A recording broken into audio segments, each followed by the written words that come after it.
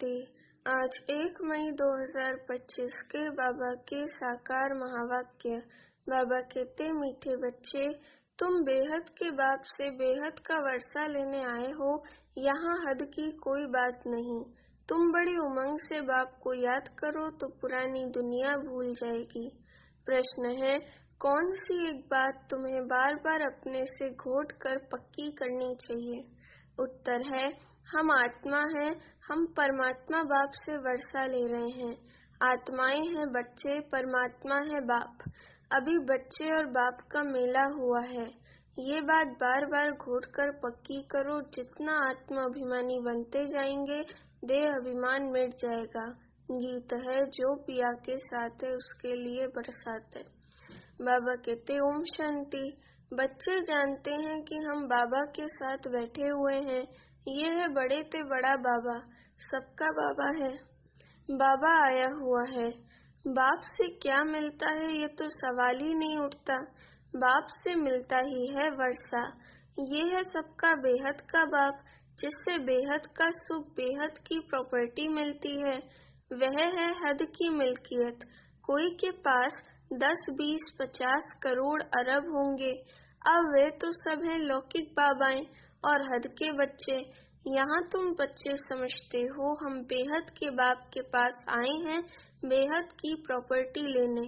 दिल में आश तो रहती है ना, सिवाय स्कूल के और सत्संग आदि में कोई आश नहीं रहती।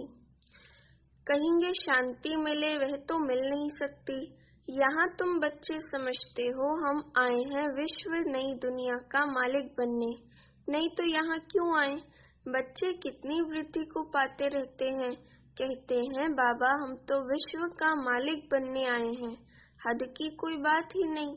बाबा आपसे हम बेहद स्वर्ग का वर्षा लेने आए हैं। कल्प कल्प हम बाप से वर्षा लेते हैं, फिर माया बिल्ली छीन लेती है। इसलिए इसको हार जीत का खेल कहा जाता है। बाप बैठ बच्चों को समझाते हैं, बच्चे भी नंबरवार समझते हैं। ये कोई साधु संत नहीं है। जैसे तुमको कपड़े पड़े हैं वैसे इनको पड़े हैं। ये तो बाबा है ना। कोई पूछेंगे किसके पास जाते हो? कहेंगे हम बाप दादा के पास जाते हैं। ये तो फैमिली हो गई। क्यों जाते, क्या लेने जाते, ये तो और कोई समझ ना सके, कह ना सके कि हम बाप दादा के पास जाते हैं। वर्षा उनसे मिलता है। दादे की प्रॉपर्टी के सब हकदार हैं।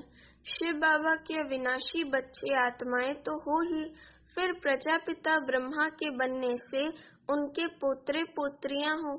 अभी तुम जानते हो हम आत्मा हैं। ये तो बहुत पक्का घोटना चाहिए। हम आत्माएं परमात्मा बाप से वर्षा लेती हैं। हम आत्माएं बाप से आकर मिले हैं। आगे तो शरीर का भान था, फलाने फलाने नाम वाली ही प्रॉपर्टी लेते हैं। अभी तो हैं आत्माएं, परमात्मा से वर्षा लेते हैं। आत्माएं हैं बच्चे, परमात्मा है बाप। बच्चे और बाप का बहुत समय के बाद मेला लगता है, एक ही बारी। भक्ति मार्ग में फिर अनेक आर्टिफिशियल मेले लगते रहते हैं। ये है सबसे वंडरफुल मेला। आत्माएं परमात्मा अलग रहे बहुकाल, सुंदर मेला कर दिया जब सदगुरु मिला दलाल। कौन अलग रहे? तुम आत्माएं। ये भी तुम समझते हो हम आत्माएं अपने स्वीट साइलेंस होम में रहने वाली हैं। अभी यह पाठ बजाते बजाते थक गए हैं तो सन्यासी गुरु आदि के पास जाकर शांति मांगते हैं। समझते हैं वे घर बार छोड़ जंगल में जाते हैं, उनसे शांति मिलेगी, परंतु ऐसे है नहीं। अभी तो सभी शहर में आ गए हैं। जंगल में गुफाएं खाली पड़ी हैं, गुरु बनकर बैठे हैं।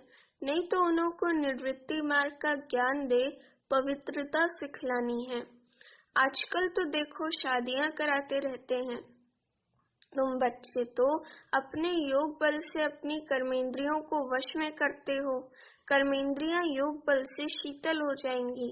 कर्मेंद्रियों में चंचलता होती है ना, अब कर्मेंद्रियों पर जीत पानी है। जो कोई चंचलता न चले। सिवाय योग बल से कर्मेंद्रियों का वश होना इम्पॉसिबल है। बाप कहते हैं कर्मेंद्रियों की चंचलता योग बल से ही टूटेगी। योग बल की ताकत तो है ना, इसमें बड़ी मेहनत लगती है। आगे चलकर कर्मेंद्रियों की चंचलता नहीं रहेगी। सतयुग में तो कोई गंदी बीमारी नहीं होती। यहाँ तुम कर्मेंद्रियों को वश कर जाते हो तो कोई भी गंदी बात वहाँ नहीं होती। नाम ही है स्वर्ग, उनको भूल जाने कारण लाखों वर्ष कह देते हैं। अभी तक भी मंदिर बनाते रहते हैं। अगर लाखों वर्ष हुए हो तो फिर बात ही याद न हो। ये मंदिर आदि क्यों बनाते? तो वहाँ कर्मेंद्रियां शीतल रहती हैं, कोई चंचलता नहीं रहती। शिव बाबा को तो कर्मेंद्रियां है नहीं, बाकी आत्मा में ज्ञान तो सारा है ना। वही शांति का सागर, सुख का सागर है। वो लोग कहते कर्मेंद्रियां वश नहीं हो सकती। बाप कहते हैं योग बल से तुम कर्मेंद्रियों को वश करो, बाप की याद में रहो। कोई भी बेकायदे काम कर्मेंद्रियों से नहीं करना है। ऐसे लवली बाप को याद करते करते प्रेम में आंसू आने चाहिए। आत्मा परमात्मा में लीन तो होती नहीं। बाप एक ही बार मिलते हैं जब शरीर का लोन लेते हैं। तो ऐसे बाप के साथ कितना प्यार से चलना चाहिए। बाबा को उछल आई ना। ओह, बाबा विश्व का मालिक बनाते हैं, फिर ये धन माल क्या करेंगे? छोड़ो सब, जैसे पागल होते हैं ना। सब कहने लगे इनको बैठे बैठे क्या हुआ, धंधा आदि सब छोड़कर आ गए। खुशी का पारा चढ़ गया, साक्षात्कार होने लगे। राजाई मिलनी है, परंतु कैसे मिलेगी, क्या होगा, ये कुछ भी पता नहीं। बस मिलना है, उस खुशी में सब छोड़ दिया। फिर धीरे धीरे नॉलेज मिलती रहती है। तुम बच्चे यहाँ स्कूल में आए हो, एम एंड ऑब्जेक्ट तो है ना। ये है राजयोग। बेहद के बाप से राजाई लेने आए हो। बच्चे जानते हैं, उनसे पढ़ते हैं, जिसको याद करते थे कि बाबा आकर हमारे दुख हरो और सुख दो। बच्चियां कहती हैं हमको श्री कृष्ण जैसा बच्चा मिले। अरे वह तो वैकुंठ में मिलेगा ना।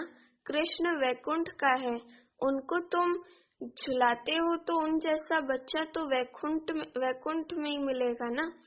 अभी तुम वैकुंठ की बादशाही लेने आए हो, वहाँ जरूर प्रिंस प्रिंसेस ही मिलेंगे। पवित्र बच्चा मिले, ये आश भी पूरी होती है। यूं तो प्रिंस प्रिंसेस यहाँ भी बहुत हैं, परंतु नर्कवासी हैं। तुम चाहते हो स्वर्गवासी को। पढ़ाई तो बहुत सहज है। बाप कहते हैं तुमने बहुत भक्ति की है, धक्के खाए हैं।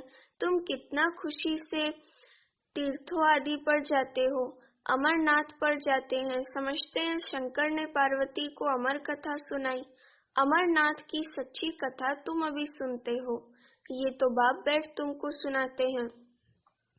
तुम आए हो बाप के पास, जानते हो ये भाग्यशाली रथ है ब्रह्मातन, इसने ये लोन पर लिया है।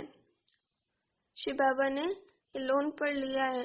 हम शिव बाबा के पास जाते हैं, उनकी ही श्रीमत पर चलेंगे। कुछ भी पूछना हो तो बाबा से पूछ सकते हो।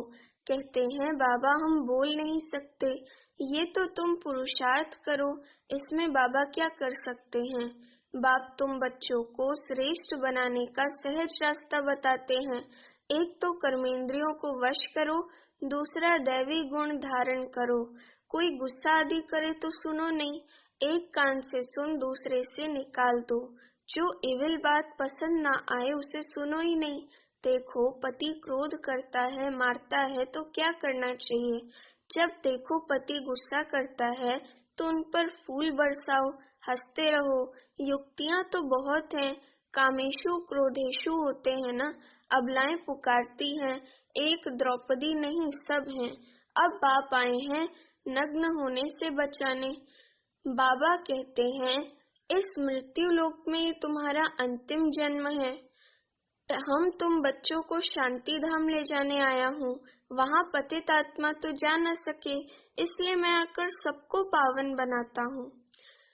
जिसको जो पार्ट मिला हुआ है वह पूरा कर, अब सबको वापस जाना है। सारे झाड़ का राज बुद्धि में है, बाकी झाड़ के पत्ते थोड़ी कोई गिनती कर सकते हैं। तो बाप भी मूल बात समझाते हैं। बीज और झाड़।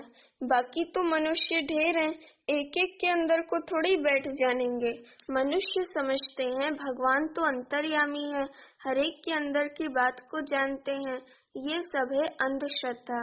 बाप कहते हैं तुम हमको बुलाते हो कि आकर हमको पतित से पावन बनाओ, राजयोग सिखाओ। अभी तुम राजयोग सीख रहे हो। बाप कहते हैं मुझे याद करो। बाप ये मत देते हैं ना। बाप की श्रीमत और गत सबसे न्यारी है। मत यानी राय, जिससे हमारी सदगति होती है। वही एक बाप हमारी सदगति करने वाला है, दूसरा न कोई। इस समय ही बुलाते हैं, सतयुग में तो बुलाते नहीं है। अभी ही कहते हैं सर्व का सदगति दाता एक राम। जब माला फेरते हैं तो फिरते फिरते जब फूल आता है तो उनको राम कह आंखों पर लगाते हैं। जपना है एक फूल को, बाकी है उनकी पवित्र रचना। माला को तुम अच्छी रीति जान गए हो। जो बाप के साथ सर्विस करते हैं उनकी ये माला है। शिव बाबा को रचता नहीं कहेंगे। रचता कहेंगे तो प्रश्न उठेगा कि कब रचना की। प्रजापिता ब्रह्मा भी संगम पर ही ब्राह्मणों को रचते हैं ना। शिव बाबा की रचना तो अनादि है ही, सिर्फ पतित से पावन बनाने के लिए बाप आते हैं। अभी तो है पुरानी सृष्टि, नई में रहते हैं देवताएं। अब शूद्रों को देवता कौन बनाए। अभी तुम फिर से बनते हो। जानते हो बाबा हमको शूद्र से ब्राह्मण, ब्राह्मण से देवता बनाते हैं। अभी तुम ब्राह्मण बने हो देवता बनने के लिए। मनुष्य सृष्टि रचने वाला हो गया ब्रह्मा, जो मनुष्य सृष्टि का हेड है। बाकी आत्माओं का अविनाशी बाप शिव तो है ही। ये सब नई बातें तुम सुनते हो। जो बुद्धिवान है वे अच्छी रीति धारण करते हैं। आहिस्ते आहिस्ते तुम्हारी भी वृद्धि होती जाएगी। अभी तुम बच्चों को स्मृति आई है, हम असुल देवता थे, फिर 84 जन्म कैसे लेते हैं, सब राज तुम जानते हो। जास्ती बातों में जाने की दरकार ही नहीं है। बाप से पूरा वर्षा लेने के लिए मुख्य बात बाप कहते हैं, एक तो मुझे याद करो, दूसरा पवित्र बनो, स्वदर्शन चक्रधारी बनो और आप समान बनाओ। कितना सहज है, सिर्फ याद ठहरती नहीं है। नॉलेज तो बड़ी सहज है। अभी पुरानी दुनिया खत्म होनी है, फिर सतयुग में नई दुनिया में देवी देवताएं राज्य करेंगे। इस दुनिया में पुराने ते पुराने ये देवताओं के चित्र हैं, वो इनों के महल आदि हैं। तुम कहेंगे पुराने ते पुराने हम विश्व के महाराजा महारानी थे। शरीर तो खत्म हो जाते हैं, बाकी चित्र बनाते रहते हैं। अभी ये थोड़ी किसको पता है, ये लक्ष्मी नारायण जो राज्य करते थे वे कहाँ गए, राजाई कैसे ली। बिड़ला इतने मंदिर बनाते हैं परंतु जानते नहीं, पैसे मिलते जाते हैं और बनाते रहते हैं। समझते हैं ये देवताओं की कृपा है। एक शिव की पूजा है अव्यभिचारी भक्ति। ज्ञान देने वाला तो ज्ञान सागर एक ही है, बाकी है भक्ति मार्ग। ज्ञान से आधा कल्प सदगति होती है, फिर भक्ति की दरकार नहीं रहती। ज्ञान भक्ति वैराग्य। अब भक्ति से पुरानी दुनिया से वैराग्य।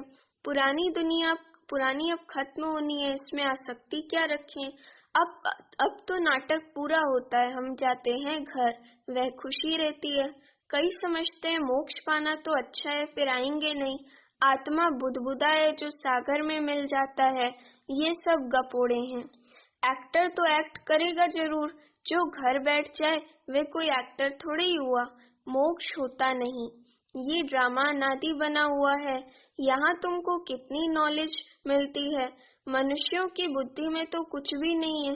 तुम्हारा पार्ट ही है बाप से ज्ञान लेने का, वर्षा पाने का। तुम ड्रामा में बंधायमान हो। पुरुषार्थ जरूर करेंगे, ऐसे नहीं ड्रामा में होगा तो मिलेगा, फिर तो बैठ जाओ। लेकिन कर्म बिगर कोई रह नहीं सकता है, कर्म संन्यास हो ही नहीं सकता। अच्छा मीठे मीठे सिकिलदे बच्चों प्रति माता पिता बाप दादा का याद प्यार और गुड मॉर्निंग। रूहानी बाप की रूहानी बच्चों को नमस्ते। अभी हम रूहानी बच्चों की रूहानी माता पिता बाप दादा को याद प्यार गुड मॉर्निंग और नमस्ते। धारणा के लिए मुख्य सार। पहली पॉइंट, योग बल की ताकत से अपनी कर्मेंद्रियों को शीतल बनाना है, वश में रखना है। इविल बातें ना तो सुननी है ना सुनानी है। जो बात पसंद नहीं आती उसे एक कान से सुन दूसरे से निकाल देना है। दूसरी पॉइंट, बाप से पूरा वर्षा लेने के लिए स्वदर्शन चक्रधारी बनना है। पवित्र बन आप समान बनाने की सेवा करनी है। वरदान, मुरली के सास द्वारा माया को सरेंडर कराने वाले मुरलीधर भव। मुरलियां तो बहुत सुनी हैं, अब ऐसे मुरलीधर बनो जो माया मुरली के आगे न्यौछावर सरेंडर हो जाए। मुरली के रास का साज अगर सदैव बजाते रहो तो माया सदा के लिए सरेंडर हो जाएगी। माया का मुख्य स्वरूप कारण के रूप में आता है। जब मुरली द्वारा कारण का निवारण मिल जाएगा तो माया सदा के लिए समाप्त हो जाएगी। कारण खत्म अर्थात माया खत्म। स्लोगन है, अनुभवी स्वरूप बनो तो चेहरे से खुशनसीबी की झलक दिखाई देगी। अव्यक्त इशारे, रूहानी रॉयल्टी और प्योरिटी की पर्सनालिटी धारण करो। संगम युगी ब्राह्मण जीवन की विशेषता पवित्रता है। प्रवृत्ति में रहते अपवित्रता से निवृत्त रहना, स्वप्न मात्र भी अपवित्रता के संकल्प से मुक्त रहना, यही विश्व को चैलेंज करने का साधन है। यही आप ब्राह्मणों की रूहानी रॉयल्टी और पर्सनालिटी है। अच्छा, ओम शांति।